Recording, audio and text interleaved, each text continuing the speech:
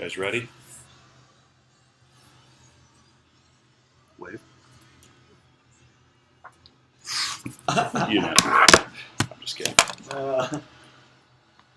So college education for a lot of us is a big financial burden. Takes a lot of planning to not only attend college, but also post-college, there's a huge burden of potentially having a big debt to pay off of. And that can be a big challenge for a lot of people. It could be the deciding factor on whether or not they attend college. So it's an expensive investment. Sometimes it depends on your family resources on whether or not you even get to attend college. CNBC reported that from 1988 to 2017, the price to attend college has nearly doubled. So imagine your college, including your room and board, all of that being paid for. No debt post-graduation, zero stress about having to pay back student loans.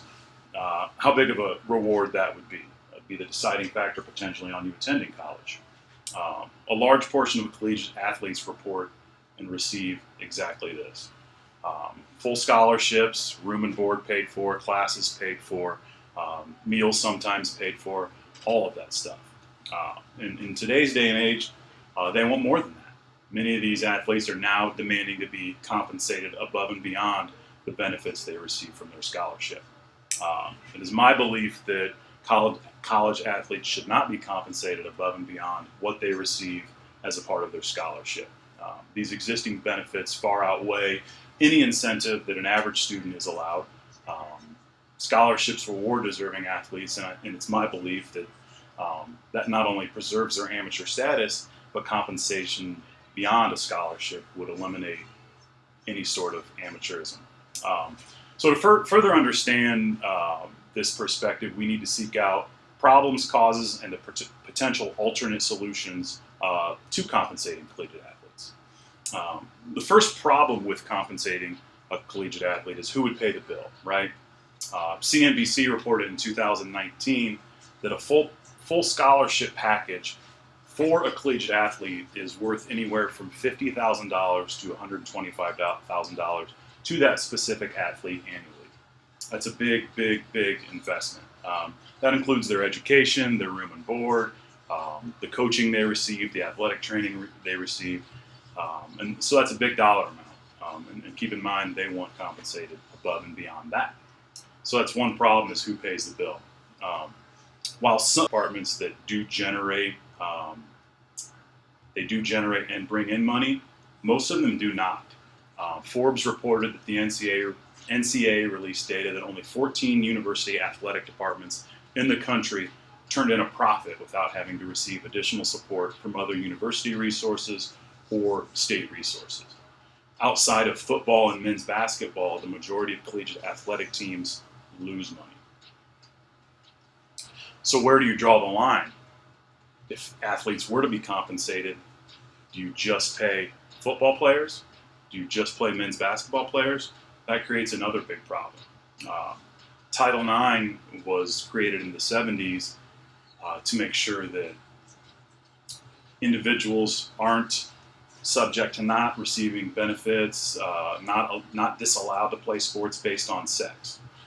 ESPN's Jane McManus reported in 2016 that if the NCAA does begin paying college athletes, that they'll draw a line between just only paying football and men's basketball players, which would create many different problems. So again, Title IX, announced in 1972, was that nobody was to be denied participation in athletics or extra benefits based on their sex. So how did we get to the point where athletes believed they needed to be paid? One big problem was rising coaches' salaries, increased ticket prices to attend football and basketball games, apparel sales, athletic department revenue generation, and professional age limits. There are some professions, basketball and football being a couple, that require you to be a certain age before you can play professional athletics. So first, revenue generation. The Guardian reported that top college coaches make between $4 and $9 million annually. And in 40 out of the 50 states in the country, a collegiate athletic coach is the highest paid individual in that specific state.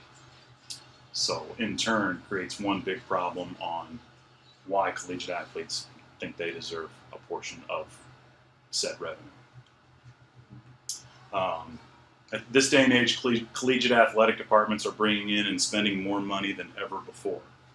Television contracts and conference television networks bring in millions and millions of dollars. One example is that the NCAA recently signed a deal with CBS Sports to air the NCAA men's basketball tournament for over $1 billion annually. Apparel deals, advertising, and donors all play a role as well. Colleges sign apparel deals with specific companies like Adidas, Nike, Under Armour for millions and millions of dollars a year in order for the university to represent that specific brand.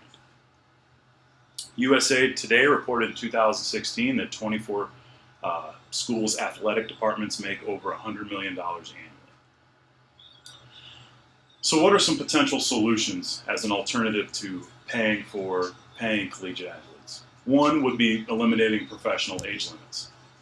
NBA requires you to play at least 1 year of college basketball. The NFL requires you to play at least 3 years of college football.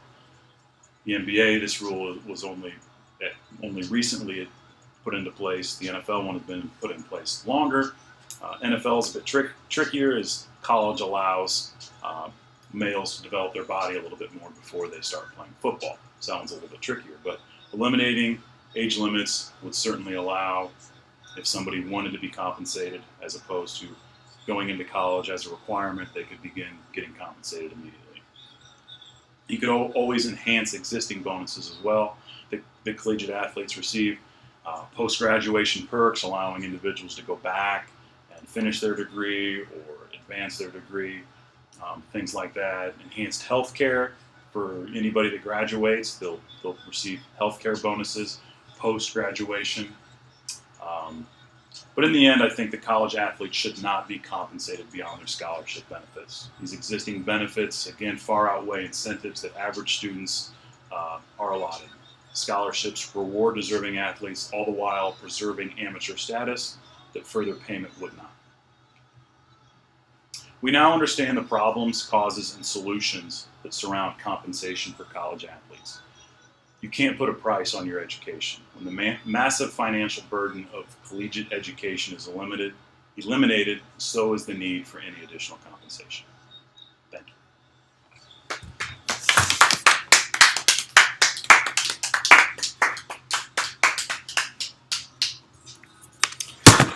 Thanks, guys.